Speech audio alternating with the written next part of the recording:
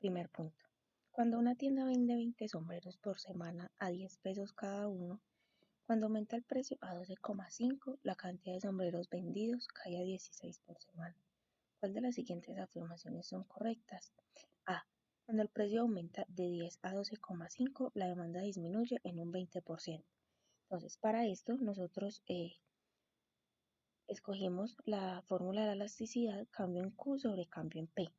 Entonces, para hacer esa disminución del 20%, utilizamos el cambio en Q, que el cambio en Q2 sería de 16, el cambio en Q1 sería de 20 sobre 20 por 100. Eso nos da una disminución en la cantidad del 20%.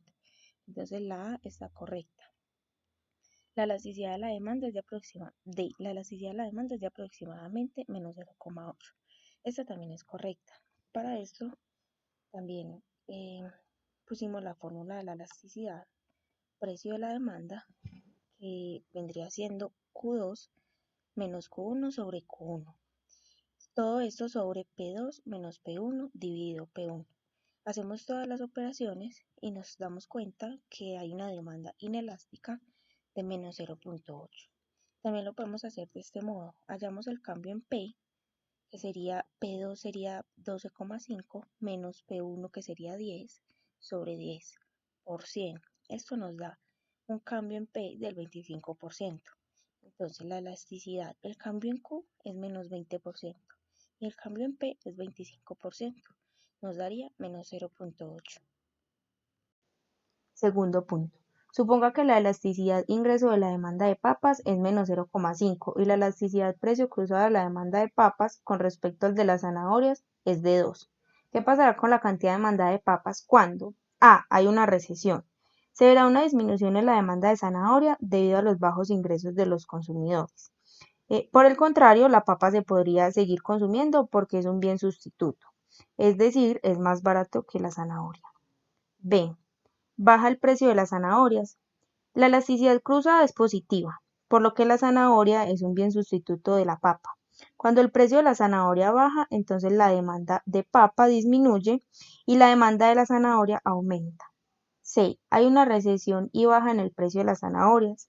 En este caso, nosotros encontramos una disyuntiva entre el consumo de papa o zanahoria, inclinándonos más como por el lado de que la papa seguiría consumiéndose más debido a que las personas optarían por consumir productos más baratos.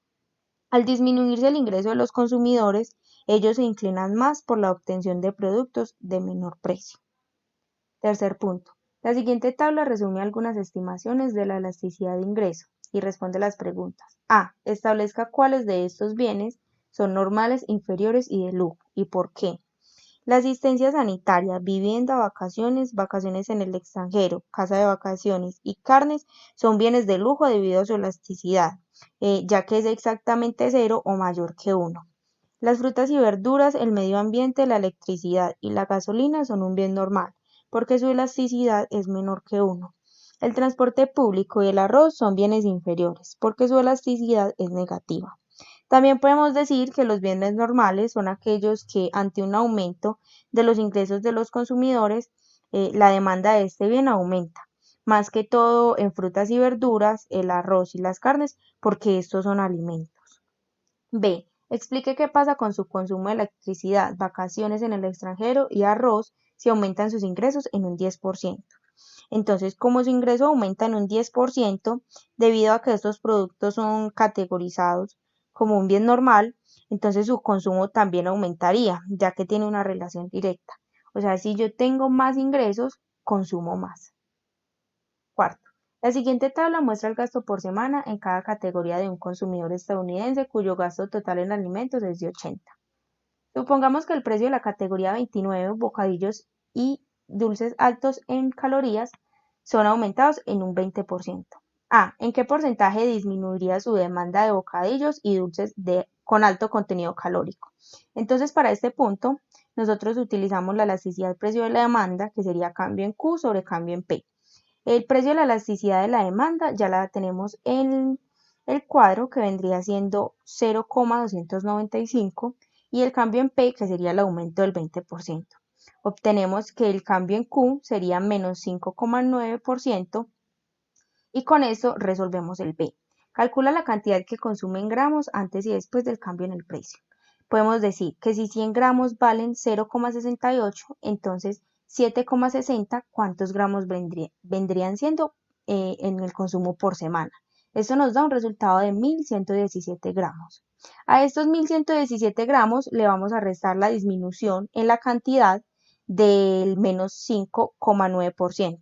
Eso nos vendría dando un cambio y nos daría que su consumo rebajó a 1051 gramos por semana.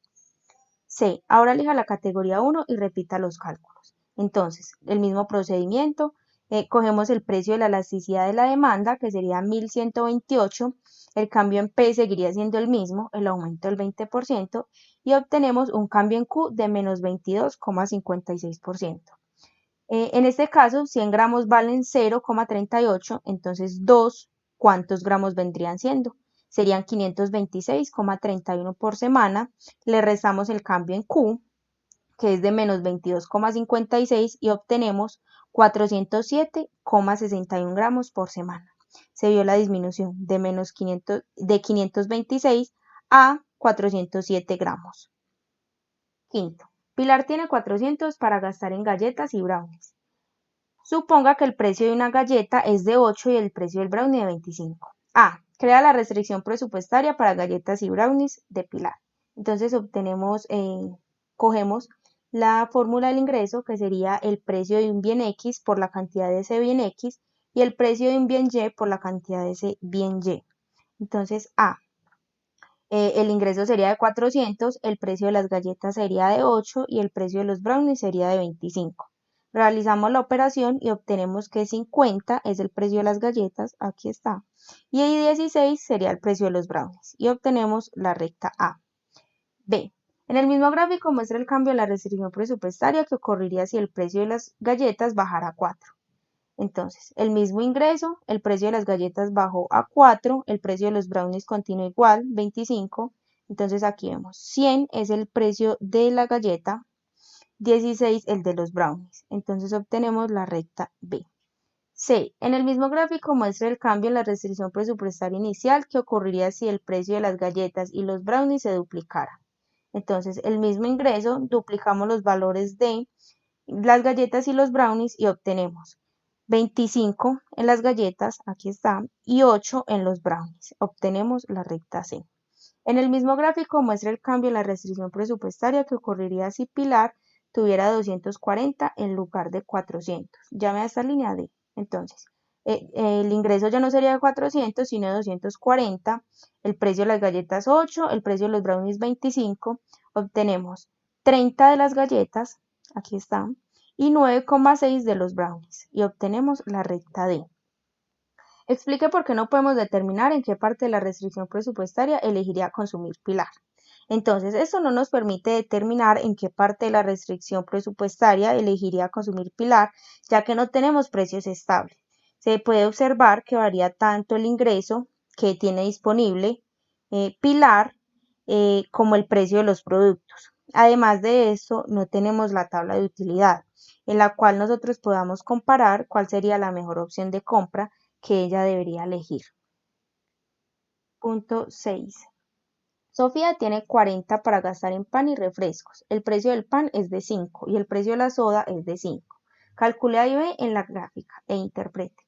Entonces, el ingreso sería de 40, el precio del pan es de 5 y el precio de la soda también es de 5. Hacemos la operación y obtenemos que cuando los precios son constantes, o por decir el mismo precio del pan y el mismo precio de la soda, obtenemos la misma cantidad, tanto en sodas como en pan. B. En el mismo gráfico muestra el cambio en la restricción presupuestaria que ocurriría si el precio del pan cayera a un medio. Entonces hacemos la misma operación y obtenemos que si el precio del pan cayera a un medio, obtenemos 80 en el precio del pan y 8 en el precio de la soda. Entonces se incrementaría más, se consumiría más pan. Aquí vemos que aumenta 80. C. Según los datos iniciales, ¿cuál es el consumo óptimo de Sofía y por qué? El consumo óptimo de Sofía sería 16 que nos dio en la utilidad del dólar gastado y en la soda de 24. Entonces el consumo óptimo serían 2 panes y 2 sodas.